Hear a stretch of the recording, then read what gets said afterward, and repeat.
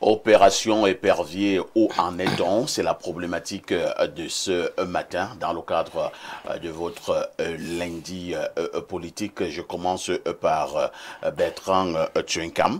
Bertrand Tchenkam, nous le disions en ouverture, depuis une quinzaine d'années, le président de la République avait lancé une opération que l'on avait baptisée Opération épervier. Il était question de traquer ceux et celles qui avaient pioché de manière barbare dans les caisses de l'État. C'est de cette manière que plusieurs membres, plusieurs ministres, anciens ministres, DG avaient été interpellés, sans compter les autres hauts commis de l'État, parce que, disait-on, ils avaient trempé dans les caisses de l'État. Mais depuis un certain temps, depuis quelques années, on n'a plus arrêté des hauts responsables. Est-ce qu'il faut en conclure que ces hauts responsables sont devenus sages et que dorénavant, il y a une bonne gouvernance au niveau du pays? Jamais.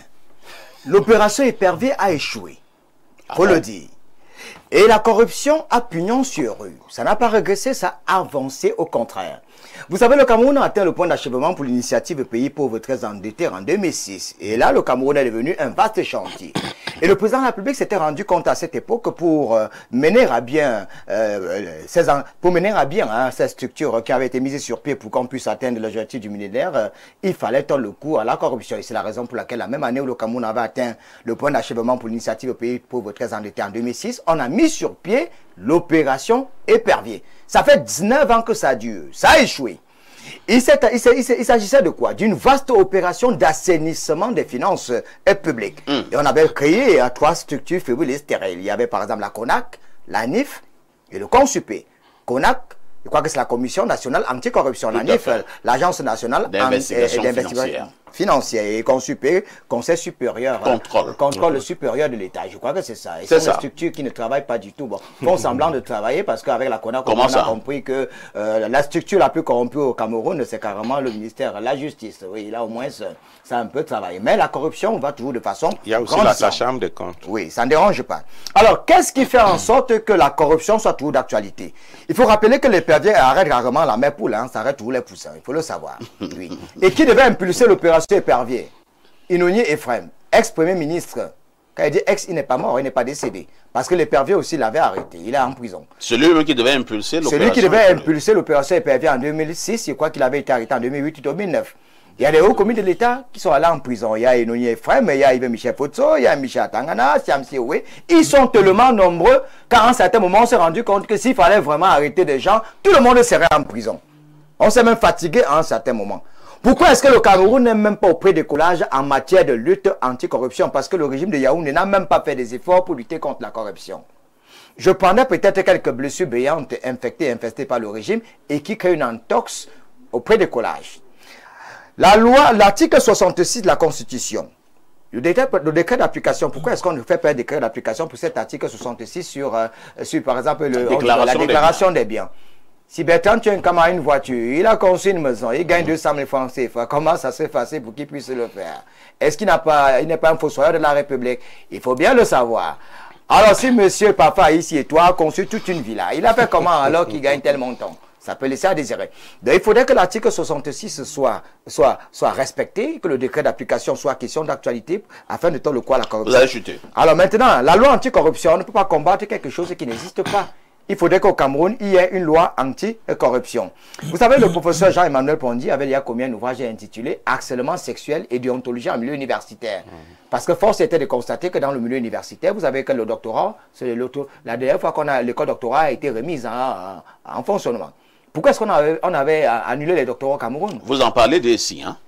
Avant qu'on ne remette cette affaire de doctorat. Oui, on en parlait. Vous étiez en train de le décrier. On décriait déjà le fait. La corruption. À l'université, il y a les notes sexuellement transmissibles. J'y ai fait passer 6 années comme étudiant. Vous savez qu'il y a des filles à l'université qui ont eu leur master, mais qui ne connaissent rien du tout, non? C'est-à-dire, on sait comment ça se passe. Et comment est-ce qu'on va construire le Cameroun avec des personnes médiocres? Ça laisse un peu à désirer. Elle pense qu'il n'y a plus que seulement les filles. Oui. Maintenant, allons dans les structures. Vous, les garçons, vous êtes là-dedans. Laissez-moi juste me renverser. Allons un peu dans les structures publiques et parapubliques. La loi camerounaise dit qu'un directeur doit être là 3 ans renouvelable 2 fois. C'est-à-dire, personne ne doit être là plus de 10 années.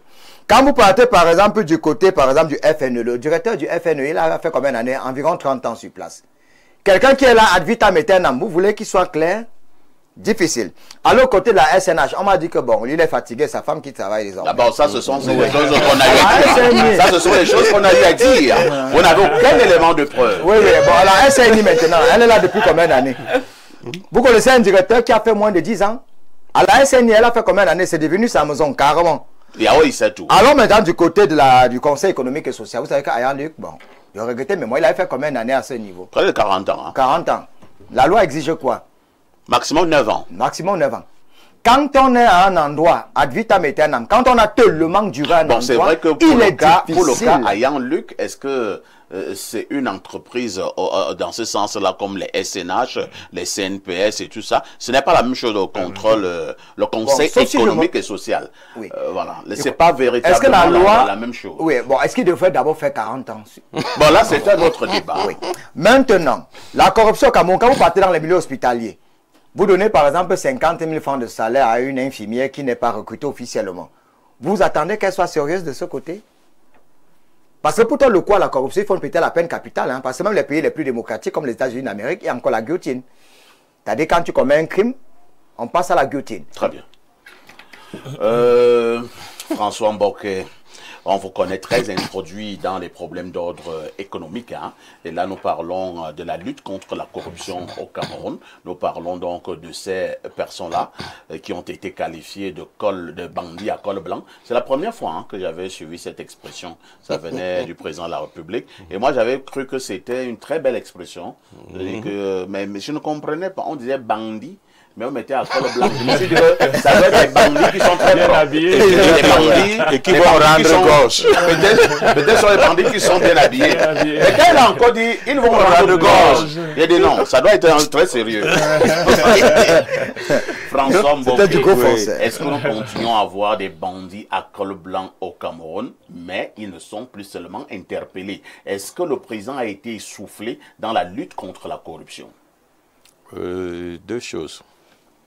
Soit il laisse pour tenir la corde, et comme on dit, vous laissez la chèvre, vous gardez la chèvre, vous tenez la corde, et soit il est essoufflé. Parce qu'en 19 ans, si nous regardons ce que vous avez appelé ça quoi, l'autorité qui a été créée pour lutter contre la CONAC. Non. La NIF, le CONAC. Non. Le contrôle supérieur de l'État n'a pas produit 10 milliards en 10 ans. Et nous ne comprenons pas pourquoi cette même unité ne communique pas. Elle devrait nous faire des comptes rendus, au moins comme le fait la CONAC chaque année.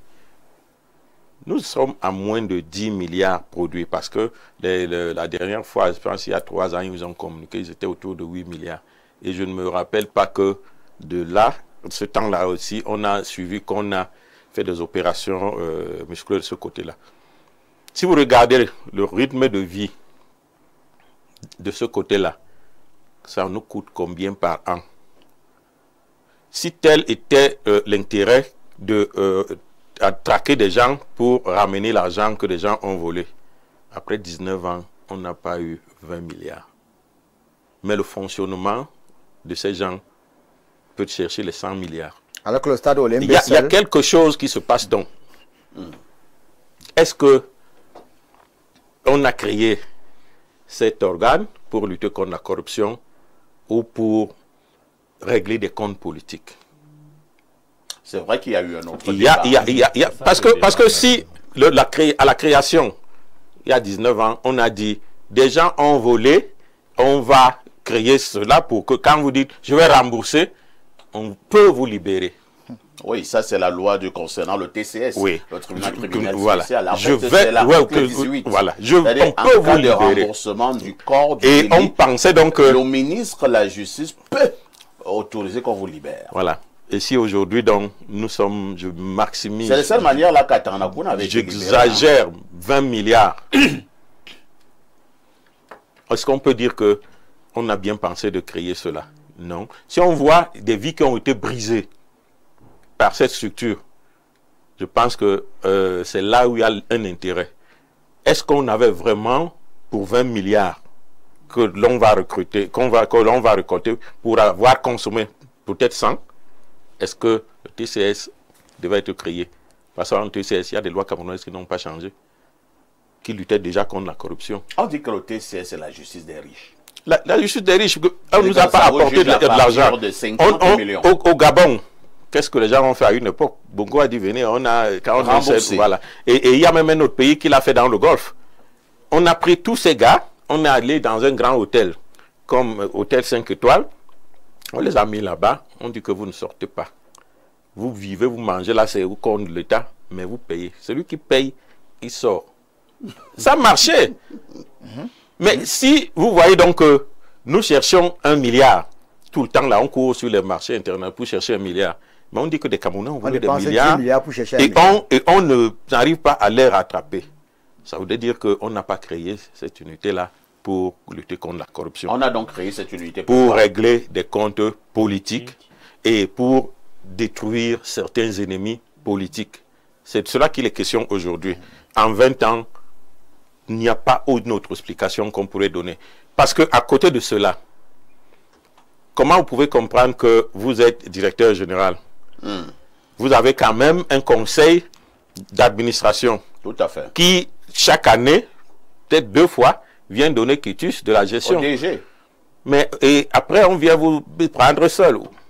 Ou bien votre directeur général. Mais si à un moment donné, on donne toujours quitus au DG, quitus de gouvernance. Voilà. Ça veut dire que tout. Est-ce que cela ne sous-entend pas que il y a eu des complicités? Vous comprenez donc que si on devrait prendre... Pourquoi on n'arrête pas le PCA? Ben, c'est donc la question. Pourquoi on n'arrête pas les administrateurs? Vous comprenez donc ma préoccupation? Parce que si vous m'avez dit que la gestion est bonne, en réalité, je devais vous dire, arrêtez plutôt le conseil, parce que c'est le conseil qui supervise les actions et qui donne un certain nombre de directions au DG. Si on sort de ce côté-là, nous voyons des gens qui ont été arrêtés. Il y a un prof là, un ami qui a fait combien d'années? Après, on l'a relaxé pur et simple. Sans dommage. Vous voulez parler du professeur Oyono? Sans dommage. Ben, vous l'avez dit.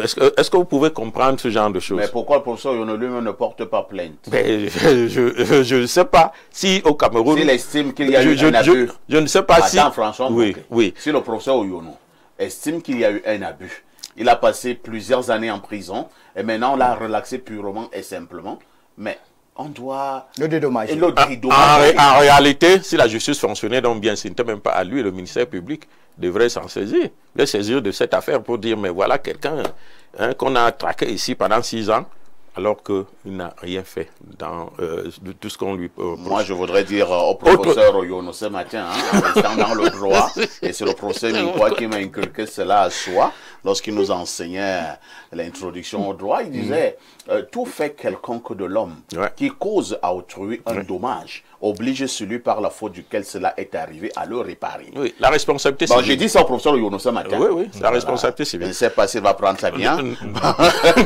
Parce que moi, je suis en train de le défendre. Il a passé des années pour rien en prison. Et comment lui sort, il ne dit rien. Il comprend le système. Il y a des gens, bon, entre-temps, il y en a qui sont... Bon, lorsque nous l'avons donc dit, vous regardez que depuis 2000, combien qu'on a pu arrêter des personnalités. Mais la CONAC nous sort un rapport chaque année. La Chambre de compte nous sort un rapport. Pourquoi cela, et vous avez cité le consuper, bon, à un moment donné même... Pourquoi cela reste dehors? François, bon, pourquoi on les prend arrêté pour complicité intellectuelle, hein? À quoi servent même les rapports de la Chambre des comptes? Mais ils ont utilisé les mêmes rapports pour mettre ceux qui sont là-bas. Pourquoi on ne les prend pas aujourd'hui? On a eu un gigantesque rapport de la Chambre des hontes concernant ce qu'on appelle au Cameroun Covid-Gate. Voilà. Covid-Gate. On a donné les noms, et les montants. On a donné les noms. Les ministres là sont encore en fonction. Et les montants. Bon, vous voulez faire comprendre que la Chambre des comptes, ce sont des zozos qui travaillent là-bas? Les infrastructures sportives. Le stade Olembe, ça a pris 200 milliards. Mais ces gens se baladent et parfois ils sont décorés. Oui. Vous voyez? Donc c'est pour cela que je dis, si on voulait vraiment lutter contre la corruption, on sait ce qu'on devait faire. Et le stade est inachevé, hein? J'avais causé avec un grand frère à l'époque, Renaud Eboto Biloa ici. C'était un aîné, c'est même un papa. Et il m'avait dit il y a 10 ans, parlant justement de la lutte contre la corruption au Cameroun, il m'a dit, mon fils parfait ici, la lutte contre la corruption au Cameroun n'a pas encore débuté. Je lui ai dit, mais qu'est-ce qui se passe là? Il me dit, c'est tout simplement de la mascarade. Vous partagez la vie de Biloa ici? En partie. Bon, moi, je vais faire un petit développement hein, pour montrer que cette opération est nécessaire. Donc, nous sortons d'une élection présidentielle où on avait une difficulté, c'est-à-dire qu'on avait notre président sortant qui avait 92 ans, 43 ans d'exercice de pouvoir. Alors tout le monde se demandait est-ce qu'il faut pas.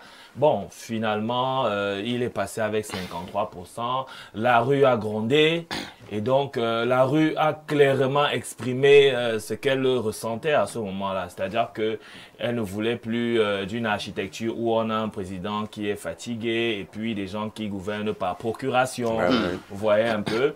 Donc, il me semble que la rue s'est légèrement calmée et pour accompagner cette accalmie-là, il faut une architecture qui permette au pays de fonctionner normalement, ou plus ou moins normalement. Notre président, à l'âge qu'il a, il lui faut tout au moins une vice-présidence. C'est-à-dire qu'on sait qu'il ne peut plus vraiment mener les combats lui-même alors qu'il faut des réformes. Il lui faut... Vous voyez, il y a un document qui a circulé sur les réseaux sociaux portant un document de modification du code électoral avec une vice-présidence de prévue. Si un dérange, mettez-en deux, il n'y a pas de souci. Il faut un remaniement ministériel.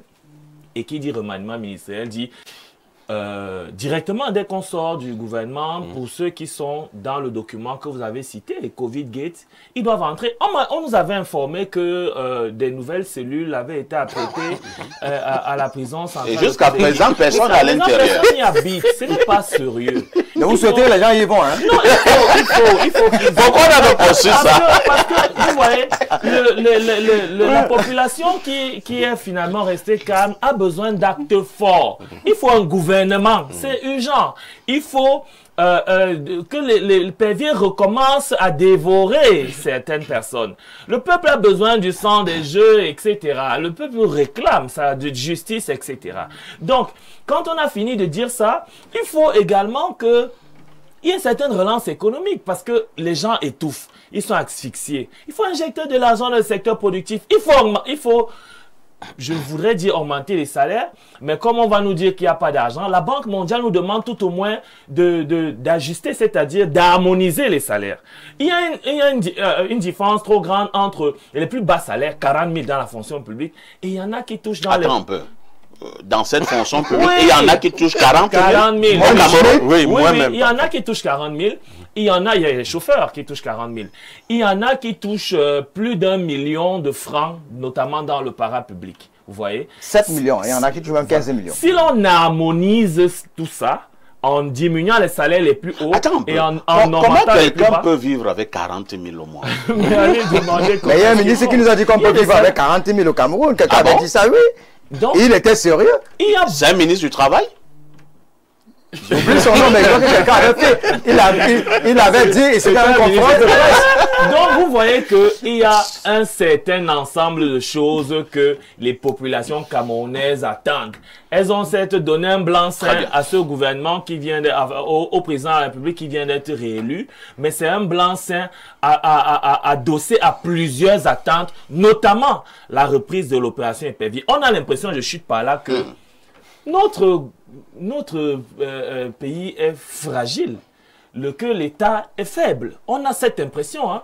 Quand on vient de parler du problème FECAFOOT, vous remontez de l'autre côté détournement, vous remontez de l'autre côté. On a l'impression que l'État est pris en otage par des forces centrifuges qui le paralysent. Il faudrait que l'État puisse faire montre de sa souveraineté et que l'on puisse repartir maintenant finalement vers un État interventionniste. Oh, j'ai parlé tout à l'heure de la renationalisation de nos entreprises. J'ai même oublié la Sodecoton qui a été également renationalisée. Mais il faut qu'on aille plus loin que ça et que tous ceux qui se sont amusés avec les deniers publics puissent être interpellés. Et je chute en disant que il est plus important pour nous de sécuriser l'argent qui sort du pays. C'est-à-dire que dans un pays qui se respecte, les devises ne doivent pas sortir. Si même les gens volent, comme ils volent là actuellement, et qui n'ont pas la possibilité de faire évader cet argent-là, ce n'est même pas très très grave. Mais Quand ça sort, ça nous crée un déséquilibre dans Donc, notre quand vous donnez balance. les marchés aux expatriés, vous êtes en train de C'est sortir ça, de on est en l'argent. train de sortir de l'argent. Il faut que l'argent tourne dans notre pays. Les 7 000 Merci. milliards du budget doivent tourner à l'intérieur du pays pour que ça développe le pays et qu'on ait des industries, etc. C'est compris. Alain, donc, il y a eu un autre, je ne sais pas s'il faut appeler ça souci, mettons souci, mais mettez les guillemets à souci au niveau de cette affaire d'opération épervier au Cameroun. Certaines personnes qui avaient été incarcérées dans le cadre de l'opération épervier ont été, entre guillemets, libérées. On a dit qu'ils avaient des problèmes de santé et qu'ils allaient se soigner à l'extérieur. Je pense comme cela à l'ancien Premier ministre, je pense à Michel Fotio, pour ne prendre que ces cas, parle au même moment. Et il y a également eu d'autres qui sont encore incarcérés, qui ont également fait des demandes pour pouvoir sortir parce qu'ils sont aussi malades. Hein. Je pense à Marafa Amidou Yaya, qui est en train de perdre sa vie. Amadou Vamoulke qui est malade. Nous avons eu le feu professeur Mondose qui a été très malade. Tout le monde a vu comment Mondose mourait devant nous. Il voulait aller se soigner. On a dit niet, vous ne sortez pas. D'autres peuvent sortir. Est-ce qu'il y a aussi une justice dans le traitement de ceux qui avaient été interpellés dans le cadre de l'opération épervier? Est-ce que ce n'est pas une affaire de 2 poids 2 mesures?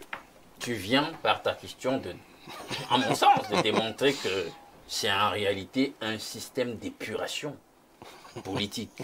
Tu sais ce qui caractérise la Casa Nostra? Non. Exacerbation de l'immoralité, violence, criminalité, trafic de toutes sortes, au nombre desquels le trafic d'influence.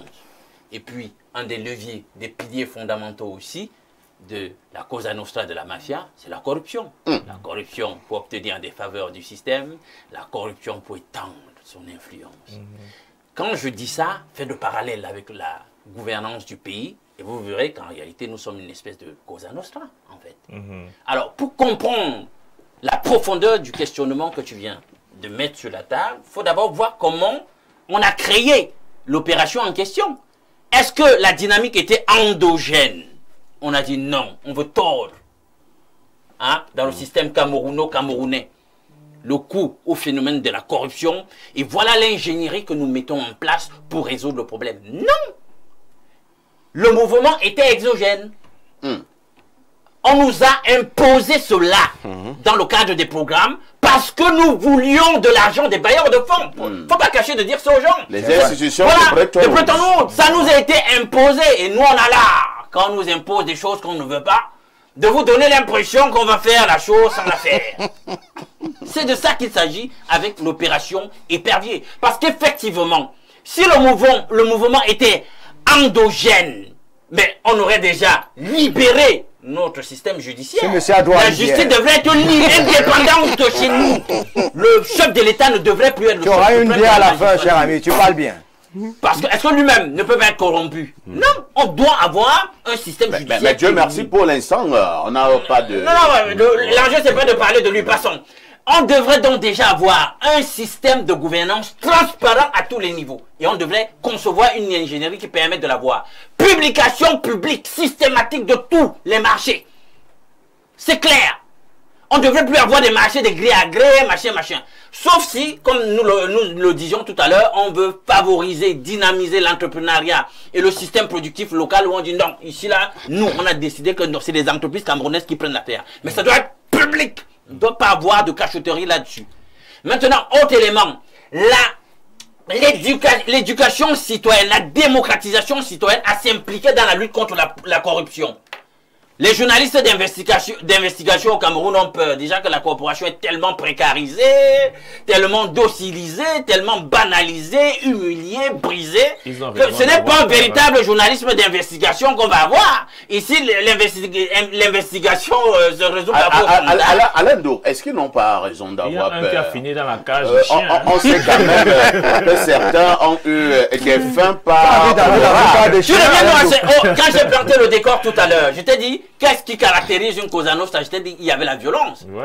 Ah ben, ils ont raison d'avoir. Tu seras dans une case à chien. Bien maintenant, si vous dites, parfait, si vous dites que vous voulez lutter contre la corruption dans un pays et vous créer toute une juridiction comme l'aîné François le disait, pour traiter d'une certaine façon les grands voleurs. Pendant que le voleur à l'étal, c'est lui qu'on humilie, on le brûle au pneu. Ben, ça n'a pas de sens. On ne devrait pas créer cette juridiction. Tous les grands voleurs, là, entre guillemets, devraient être jugés dans les juridictions ordinaires. Ils sont là, c'est des voleurs, comme tout le monde. L'enjeu devrait être de récupérer ce qu'ils ont volé. Donc il y a des voleurs VIP. Oui, les voleurs VIP, quand tu ne le vois pas. Est-ce qu'on traite de voleurs? C'est-à-dire quand tu vas en audition, l'enquêteur peut d'abord te servir un verre de champagne. Oui, on met la clé. Oui. Même avec des égards. Mais on a vu d'autres boire du champagne ou pas? Bien sûr. Du chivas. Alors, quand on en arrive à un tel point, vous pouvez donc vous allez chuter. La corruption fait plaisir. Et c'est même l'ADN du système. Il faut l'entretenir. Parce je que quand tu fais le rapport, mot. tout à l'heure tu donnais un peu les chiffres. Faites le ratio entre ce qu'on dit qu'on a prétendument pu récupérer comme agent délesté au Cameroun par la dite opération et les montants qu'on entendait que les gens en question, les épinglés, ont détourné. Mon ami, ça ne fait pas 10%. Ça ne fait pas 10%. Ça va pas.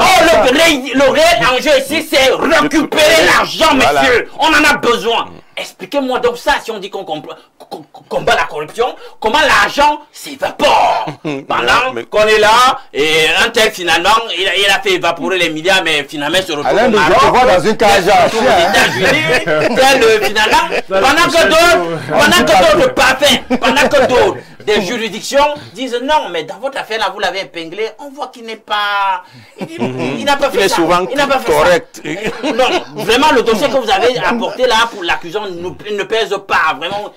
Lui on le maintient quand même s'il est malade, il reste là. Vous voyez, c'est l'arbitraire. Je voulais ajouter quelque chose dans la lutte contre la corruption qui jusqu'aujourd'hui est resté dans ma mémoire. Nous savons que c'est la justice, tout ce qu'on dit là, qui est chargé vraiment de résoudre ce problème. Mais Transparency International l'a épinglé au moins 3 fois comme numéro 1, si ce n'est pas 5 fois, numéro 1 dans la corruption. Et j'en ai vécu un cas dont j'étais avec l'aîné Xavier Messé. On a fait une enquête de Douala à Kiossi sur le vol des véhicules. Alors, lorsqu'on a attrapé des bandits à Douala, ils nous ont mis sur des pistes qui avaient des personnalités, dont des magistrats. Ah bon? Oui, nous avons mené cette enquête de Douala, Yaoundé, Kiossi, où le trafic finissait et puis les gens vendaient des voitures soit au Gabon, soit en Guinée. Lorsqu'on nous a donné le nom du magistrat qui couvrait la bande, ce jour j'étais occupé, Xavier allait seul, on ne lui a même pas donné la place. Le magistrat, quand il a fini de lui dire pourquoi il est là, il a bouclé l'enquête, il voulait, comme son nom est cité, il voulait avoir quelques... Le monsieur ne l'a même pas regardé, il dit depuis que vous écrivez, ça a changé quoi? Ah bon? Oui. Il lui a dit ça? Il lui a dit ça, allez continuer d'écrire. Et cette enquête est sortie, 6 mois plus tard, ce monsieur a été promu. Alors quand vous les gens, sérieux, là, je vous le dis, Xavier Messévi, cette enquête est documentée. Ce magistrat, s'il regarde, il se reconnaît. Il a été promu. Alors, quand des gens indexent des journalistes, vous savez combien d'enquêtes nous menons chaque jour au péril de nos vies, avec nos moyens? C'est vrai. Et il y a ce qu'on appelle dans ce pays les dépôts légaux, où on dépose chez le procureur. C'était pour que lorsqu'on voit un cas, mais on dit, pourquoi le journal a parlé de cette affaire-là? On commence à chercher, mais qui le fait? Merci. Lisons rapidement ces nombreuses contributions de nos téléspectateurs à travers le monde. Bonjour le panel. Juste vous rappeler que vous faites une mauvaise analyse de l'opération Épervier. Les hauts responsables d'administration défilent chaque jour au TCS. D'autres sont déférés dans les prisons. Entre-temps, on fait une fixation sur les seuls ministres. Quand bien même ils sont interpellés, c'est encore nous qui affirmons qu'ils n'ont rien fait. Ils ont juste visé le siège de Paul Biya. C'est lui Armel Nkondongo.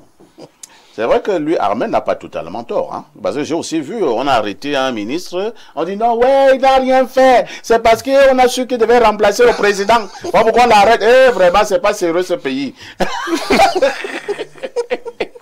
On ramène tout à la politique. Personne ne peut avoir la prétention la plupart du temps d'avoir. On ramène tout à la politique. Alors, notre message ce matin. Bonjour, l'inégalable de la modération. En vertu de son éminence en droit public et de son statut d'enseignant permanent à l'IRIC, le professeur Mouele, bon, vraiment, nous ne parlons plus de l'affaire Fekafouta. Nous parlons déjà de la corruption au Cameroun. Bonjour à Ici et toi d'Albert Parfait et à tout ton panel. Juste pour vous encourager pour ce que vous faites tous les matins vraiment. Perfecto, je souhaite que tu vives longtemps pour que je continue à être une téléspectatrice privilégiée. C'est Pancras de Garoua. Merci Pancras. Un autre message.